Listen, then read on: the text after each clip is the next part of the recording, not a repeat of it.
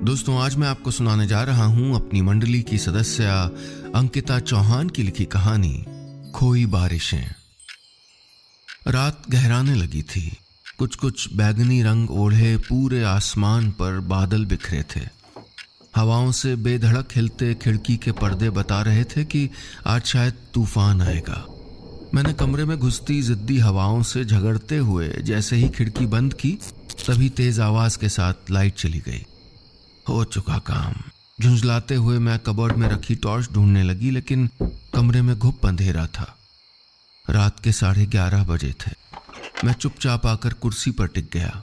वहीं टेबल पर मुंह ढाके पड़ा मेरा लैपटॉप अब भी पूरे बैटरी बैकअप के साथ काम करने को तैयार था, लेकिन मेरे मन ने हाथ पीछे खींच लिए। डैड, सो जाइए अब। ये मेरे बेटे निखिल की आवाज थी, जो इधर उधर रोशनी फेंकते हुए इमरजेंसी टॉर्च को मेरी टेबल के एक कोने पर टिका चुका था। मैंने उन घटती बढ़ती परछाइयों में उसे नजर भर के देखा। उसके चेहरे पर सुकून था। मैं टकटकी लगाए उसे देखे जा रहा था, जैसे कि वो 20 दिन बाद नहीं, आज अभी जा रहा हो स्कॉटलैंड। निखिल को स्कॉलरशिप मिली थी। खुश था मैं, जैसे आज उन सारी रातों का हिसाब ब्याज सहित मिला हो जो मैंने ऑफिस में जागते हुए गुजारी थी। अच्छे से अच्छा स्कूल, दिल्ली का बेस्ट कॉलेज, वो सारी कोचिंग क्लासेस जो मैं चाह कर भी कभी ज्वाइन नहीं कर पाया, वो सब निखिल को मिल रहा था। मुझे चुप देखकर निखिल बोला, मौसम खराब है, लाइट आने के चांसेस कम है। तुमने लिस्ट चेक कर ली? कुछ और चाहिए तो अभी बता दो, वहाँ पापा नहीं मिलेंगे। मैंने कहा। मैं उससे ज़्यादा शायद खुद को विश्वास दिला रहा था कि कुछ दिन बाद निखिल मेरे साथ नहीं होगा। आप तो ऐसे बोल रहे हैं जैसे मैं हमेशा के लिए जा रहा हूँ, कहते हुए वो दरवाजे पर एक थपकी देकर कमरे से चला गया। उसकी हथेली की वो थाप उस दरवाजे पर नहीं, जैसे मेरे दिल पर लगी थी। जाने के बाद वापस लौटना क्या इतना आसान होता है? क्या मैं लौट पाया वापस कभी अपने घर? ये सवाल मेरा खुद से था, जिसका जवाब ढूंढने की न जाने क्यों मैंने कभी कोशिश ही नहीं की थी। मैंने टॉर्च बुझा दी और उठकर खिड़की खोल दी। बाहर की हवा किसी बेसब्र मुसाफिर की तरह कमरे में दाखिल हो गई। फिर से वही सवाल मेरे जहन में गूंज गया, क्यों मैं वापस गांव नहीं लौट पाया? सवाल से उलझते हुए मैं वहीं खिड़की पर ठहरा रहा। नींद तो आज जैसे मेरे भारी मन के पीछे किसी पंख की तरह दुबकी पड़ी थी। आंखों के सामने कई तस्वीरों की रेल सी बिछ गई। वक्त जैसे अपने आप को दोहरा रहा था। चेहरे बदल गए, लेकिन वक्त की फितरत नहीं। निखिल आज उसी तरह पढ़ने विदेश जा रहा था जैसे मैं 30 साल पहले दिल्ली चला आया था। तो क्या पिताजी उस समय वही महसूस कर रहे होंगे जैसा मैं अभी महसूस कर रहा था? गम और खुशी के बीच झूलती हुई एक अजीब सी कशमकश। याद आ रहा था वो दिन जब पिताजी स्टेशन तक मुझे छोड़ने आए थे। ट्रेन आ गई थी। मैं जल्दी जल्दी सामान चढ़ाने लगा तो वो मुझे रोक कर बोले, आज कॉलेज होता तो यहीं पढ़ाता तुझको, शहर ना भेजता। ये कहते हुए उन्होंने मेरे सर पर हाथ फेर दिया। उनकी आंखों में मुझको पहली बार पानी की हल्की परत दिखी थी। ट्रेन चल दी और मैं चलती ट्रेन से उनको देर तक देखता रहा। उस दिन शायद कुछ था जो वो मुझसे कहना चाहते थे। साथ ही ये भी चाहते थे कि मैं उनके बिन बोले ही सब समझ जाऊं। तब मैंने 12वीं पास की थी। इतना बड़ा नहीं हुआ था मैं कि उनकी आंखें पढ़कर कुछ समझ पाता। और जब समझने लायक हुआ तो मुझ में दुनियादारी इतने अंदर तक फैल चुकी थी कि वापस लौटना तो दूर, साल 6 महीने में घर पहुंचने से पहले भी मैं नफा नुकसान की लिस्ट तैयार कर लेता था। मेरी जरूरतों का दायरा बढ़ गया था। गांव में मुझे अपने लिए कुछ फायदा दिखा ही नहीं। एक डर था कि अगर मैं गांव गया तो पिताजी मुझे वहीं ना रोक लें। इसी डर के चलते मैंने मिलने मिलाने की गर्म शॉल छोड़कर फोन पर की फॉर्मेलिटीज का लबादा पहन लिया और धीरे धीरे औपचारिकता की रेतीली मिट्टी में उन रिश्तों की जड़ें भी सूख गईं। मैं निखिल के भविष्य के बारे में सोचते हुए अपनी बीती जिंदगी में गोते लगा आया था। यादों का वो हिस्सा जो मेरे सीने में कहीं अंदर दबा हुआ था, जहां कभी कभी एक टीस उठती थी और उस वक्त लैपटॉप पर चलती मेरी उंगलियों की स्पीड अचानक इतनी बढ़ जाती कि घर को भुला देने की वो गिल्ट किसी एक्सेल शीट में कैद होकर रह जाती। अब जब निखिल मुझसे दूर जा रहा था तो मेरा मन न जाने क्यों 2 दिन के लिए ही सही मगर गांव लौटने की वजह तलाश करने लगा और शायद वो वजह मुझे मिल गई थी। कितना सोचने लगा हूं मैंने लंबी सांस लेते हुए खुद से कहा। तपते रिश्तों की कुछ ठिठुरती यादें एक एक करके मेरे अंदर उतरने लगी थी। पहली बार जब मैं छुट्टियों में घर गया था तो कैसे माँ सरसों के तेल से भरी कटोरी मेरे सर पे उड़ेलते हुए बोली थी, हमारे शहरी लल्ला कैसे मुरझाए गए हैं। और पिताजी माँ की यूपी मिक्स्ड हिंदी पर रीझते हुए बोले, मुरझाए नहीं, तुम्हारे शहरी लल्ला जरा बौराए गए हैं, तुम तो रह नहीं दो। कह के माँ उनकी ओर देखते हुए आंखों ही आंखों में मुस्कुरा दी थी। मैं बीते दिनों की उन्हीं यादों को इसी अंधेरे कमरे में छोड़ते हुए निखिल के कमरे में आ गया। उसके पलंग पर सामान बिखरा पड़ा था। उन सब के बीच में वो गुड्डी मुडी होकर लेटा था। दिन भर समझदारी झाड़ता रहेगा और अब देखो कैसे बच्चों की तरह सोया है, मैंने मन ही मन कहा और हाथ बढ़ाकर उसका जरा सा खुला मुंह बंद कर दिया। मेरा मन चाह रहा था कि मैं उसको आज यूं ही सोते हुए देखता रहूं। कुछ सोचकर मैं निखिल के पास ही लेट गया। ख्यालों की रेल फिर चल पड़ी थी। लगभग कितने साल हो गए होंगे मुझे गांव गए हुए, शायद 15 या 16 साल या इससे भी ज्यादा।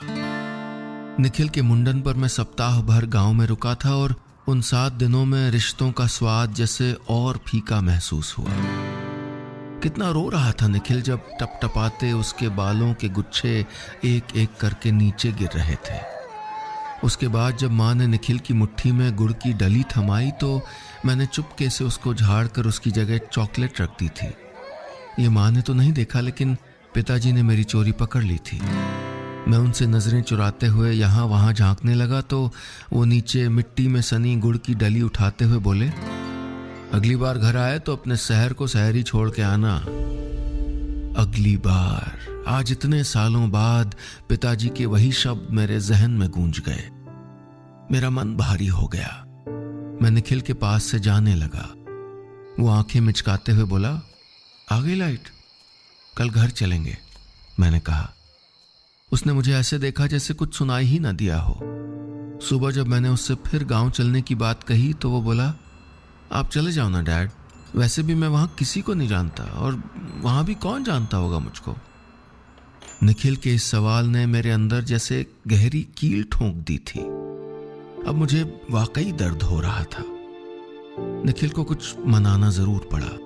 मैंने उससे झूठ तक बोल दिया कि स्कॉटलैंड जाने से पहले तेरे दादू तुझसे मिलना चाहते हैं, जबकि सच तो कुछ और ही था। निखिल के बहाने मैं मिलना चाहता था माँ से, पिताजी से। क्या वाकई यही वजह थी मेरे घर लौटने की? कुछ देर बाद हम जयपुर के लिए फ्लाइट में बैठ चुके थे। मैंने कितने टूर किए थे लेकिन कभी ऐसी धकधकी महसूस नहीं हुई। निखिल मेरे पास ही बैठा था और उसको देखकर पता लग रहा था कि उसे मेरे अतीत के किसी भी हिस्से में कोई दिलचस्पी नहीं थी। मेरे लिए इतना ही काफी था कि वो साथ आने को राजी हो गया था। हम एयरपोर्ट से सिंधी बस कैंप और वहां से सीधे घर के सामने खड़े थे। घर की वो कलई से पुती दीवारें कुछ ऊंची लग रही थीं, लेकिन वो दरवाजा वैसा ही था। दोनों पलड़ों पर वही लोहे के कंगन लटकाए जैसे मेरे ही हाथों का इंतजार कर रहा हो। इससे पहले मैं उनको खड़काता अंदर से सांकल खुलने की आवाज आई। मैं थोड़ा पीछे हट गया। सामने माँ थी। हैरानी से मुझे देखते हुए वो मिट्टी से सने हाथों को छिपाने की कोशिश करने लगी, लेकिन मेरी नजर उनके हाथों पर नहीं, झुर्रियों से भरे उनके चेहरे पर थी। उन्हें देखकर मुझे बुरा क्यों लग रहा था? माँ पिताजी को बूढ़ा होते देखना सहज क्यों नहीं होता?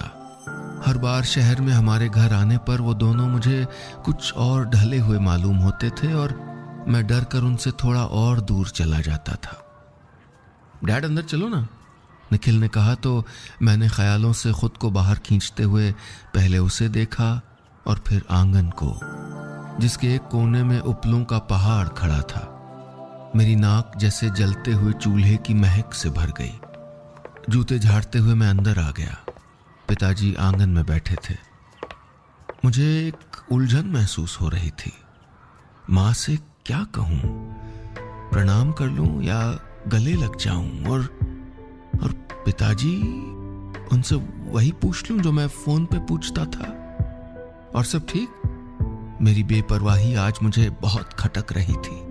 उधर माँ आंगन वाले नीम के नीचे खाट बिछा चुकी थी, लेकिन निखिल पेड़ के चारों ओर बने उस चबूतरे पर चढ़कर बैठ गया जो कभी मेरे बचपन की शामों का हिस्सा हुआ करता था, या कहूं बातों का अड्डा। जैसे होता है ना आजकल ग्रुप चैट। तब मोबाइल्स नहीं थे तो हम बच्चे इसी चबूतरे पर घंटों पंचायती किया करते थे कि इस मौसम किसके बाग की कैरियां ज्यादा खट्टी हैं और किसके जामुन ज्यादा मीठे। आज उसी जगह निखिल बैठा था, हाथ को इधर उधर घुमाता हुआ मोबाइल पे नेटवर्क चेक कर रहा था। पिताजी ने मुझसे कुछ नहीं कहा, लेकिन निखिल से ढेरों सवाल कर लिए थे। कैसे हो? क्या कर रहे हो? सफर में कोई दिक्कत तो नहीं हुई? बस में बैठने को जगह मिली कि नहीं? माँ भी मुझसे यही सवाल पूछ रही थी, लेकिन मैं बस यही सोचे जा रहा था कि क्या जवाब दूं। सड़कों की हजारों किलोमीटरों की दूरी तो मैं हवाई सफर से चंद मिनटों में तय करके आ गया था, लेकिन बातचीत रुकने पर जो फासला दिलों के बीच आ चुका था, उसको पार करने का क्या कोई हवाई जहाज नहीं होता? मेरा दिल सवालों के कुएं में उतर गया और आंखें नीम की उस डाल पर अटक गईं जहां झूले की रस्सी के घिसने के कुछ निशान बन गए थे। पैरों में झुरझुरी सी दौड़ गई। मुझे ऐसे ऊपर टकटकी लगाए देखते हुए माँ मुस्कुरा दी, बोली, पड़ोस के बच्चे मानत ही नहीं, बस जिद पकड़ लेते हैं, दादी झूला दादी झूला। माँ जब भी थोड़ी भावुक होती थी तो उनकी बोली बदल जाया करती थी। पिताजी उनको टोकते हुए बोले, पहले कुछ खिला पिला दो, बच्चा भूखा होगा। तुम्हारे बेटे के दिमाग का कुछ पता थोड़े है, अब वहीं उठ के शहर को चल दे। ये सुन के माँ सर हिलाती हुई अंदर चली गई। मैं शायद इसी इंतजार में था। मैंने बिना वक्त जाए किए पिताजी से कहा, निखिल आगे बढ़ने के लिए विदेश जा रहा है, मैंने ही सोचा उसे सबसे मिलवा दूं। मेरे इतना कहते ही निखिल ने मुझको घूर कर देखा और उठकर बाहर चल दिया। मैंने गहरी सांस ली। उसकी नाराजगी जायज थी। झूठ बोलकर उसे अपने साथ लाना गलत था। इस बीच मुझे परेशान होते देखकर पिताजी बोले, निखिल के जाने पर अकेला हो जाएगा तू, पैसा भी काफी खर्चा हो रहा होगा, है ना? वो तो है, लेकिन एक बार उसके हाथ में डिग्री आ गई तो करोड़ों का पैकेज होगा, मैंने कहा। ये अच्छा किया तूने, हमेशा की तरह सारा हिसाब पहले ही लगा लिया। वैसे बच्चा जहां भी रहे, देश या विदेश, खुश रहना चाहिए। कहते हुए पिताजी खाट से उठने की कोशिश करने लगे और मैं उनके कहे लफ्जों को समझने की। पिताजी ने नजर उठाकर आसमान में उमड़ते बादलों को देखा और फिर वो भी बाहर चले गए। बूंदाबांदी शुरू हो चुकी थी। ये बूंदों का शोर जैसे मेरे अंदर पसरे सन्नाटे पर बरस रहा था। जिन सवालों से डरकर मैं गांव चला आया था, पिताजी ने वही डर मेरी आंखों में पढ़ लिया था। वो कहना क्या चाहते थे कि निखिल भी वापस नहीं लौटेगा, लेकिन मुझको यकीन था कि वो चाहे विदेश में कितना ही कमा ले, घर तो उसका दिल्ली ही है जहां वो बड़ा हुआ, जैसे मेरा घर ये गांव। सोचते सोचते मैं रुक गया। तो क्या मुझे भी गांव लौटाना चाहिए जैसे मैं निखिल के लिए सोच रहा था? क्या पिताजी ने भी मुझको दिल्ली भेजने से पहले इतना सोचा होगा? मैं इन्हीं ख्यालों में गुम था कि तभी माँ की आवाज आई, देख ले लला, कैसे गड़गड़ाते बरसत पानी में भी तेरे पिताजी को घूमन की सूझी है। मैंने बिना कुछ कहे कमरे से पिताजी का काला छाता उठाया और उनको ढूंढते हुए अपने खेत पहुंच गया। खेत खाली थे, एकदम नीरस, सपाट। पड़ोस के खेत में जरूर कुछ कटी कटाई फसल पड़ी थी। मैं बुझे मन से वापस लौट ही रहा था कि देखा सड़क के उस ओर बनी चाय की टपरी पर निखिल बैठा था। मैंने भागते हुए आवाज लगाई, निखिल। दुकान तक पहुंचते हुए मेरे कदम धीमे हो गए। हाथों में चाय का कप थामे पिताजी भी वहीं पास ही बैठे थे। वो दोनों बातों में इतने खोए थे कि उन्होंने मुझको देखा ही नहीं। मैं उनके सामने ना आकर किनारे पर खड़ा हो गया। पिताजी कह रहे थे, हमने सुना है बारिश होने पर वहां विदेश में खेत पर मशीनी चादर डाल देते हैं। हाँ, और वहां सूखा भी नहीं पड़ता दादू, हेलीकॉप्टर से बादल बनाए और हो गई बारिश, निखिल बोला। पिताजी के चेहरे पर मुस्कान उतर आई। सूखी मिट्टी पर टप टप गिरती बूंदों को देखकर वो बोले, तू ये बारिश देख रहा है ना, बारिश होने पर इतनी दूर बैठा आसमान भी धरती की नरम मिट्टी को छू लेता है। अब रिश्ते भी तो ऐसे ही होते हैं, चाहे कोई कितना भी दूर रहे, प्यार भरी बातें नोक झोंक चलती रहे तो रिश्ते की सांस चलती रहती है। वरना जी तो सभी रहे, अपनों के साथ अपनों के बगैर। कहते हुए पिताजी ने चाय का ग्लास उठा लिया। चाय के उठते धुएं ने उनके चश्मे को धुंधला कर दिया था। मैंने ऐसी ठंडक भरी शाम पहली बार देखी दादू। अजीब सी खुशबू है यहाँ आपके मेरे गांव की। It's a beautiful place, Nikhil बोला। पिताजी ने उसे गौर से देखा और उसके सर पर वैसे ही हाथ फेर दिया जैसे दिल्ली जाने से पहले मेरे सर पर फेरा था। मैं बहुत कुछ भूल चुका था, लेकिन उनके इस स्पर्श को कैसे भूल सकता था। मैं खुद में जरा सा सिमट गया। मुझे लगा था मैं इन बारिशों की तरह रिश्तों को भी खो चुका था, लेकिन बारिशें खोई कहाँ थीं? वो तो यहीं थीं, अपनी जगह। मुझे बस हाथ बढ़ाकर उन्हें महसूस भर करना था। मेरा दिल हल्का हो गया। रिश्तों की सूखी जमीन जैसे भीग रही थी। जिंदगी में कई मोड़ मुड़ने के बाद अब मुझे अपने गांव, अपने घर की ओर आती एक राह तलाशनी थी। दोस्तों, कहानी खत्म, पैसा हजम। उम्मीद है ये कहानी आपको पसंद आई होगी।